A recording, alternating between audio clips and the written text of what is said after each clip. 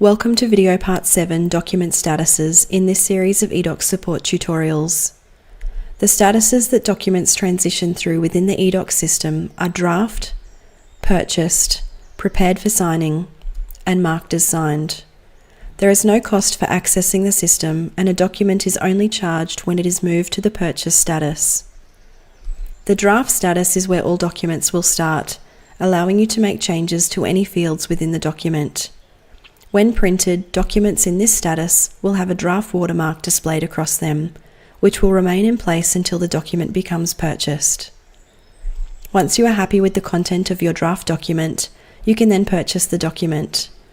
To purchase the document, you can either consume credit that is already available on your account, or you can purchase credit at the time you want to transition your document to the purchase status. You will be prompted to purchase credit if your account balance has insufficient credit available to purchase the document. For more details, see video part 13, Purchasing Credit.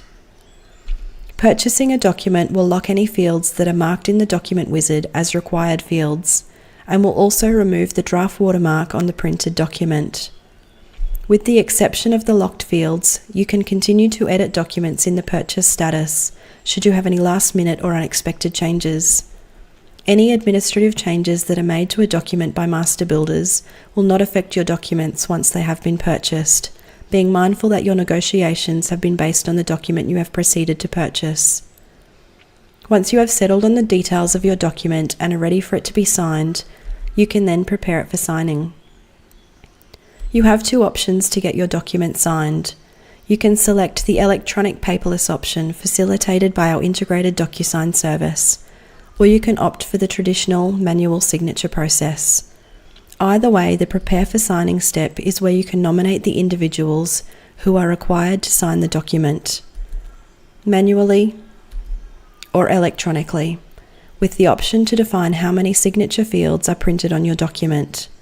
For more information on the signature options, watch video part 6, Getting Your Document Signed and Electronic Signatures.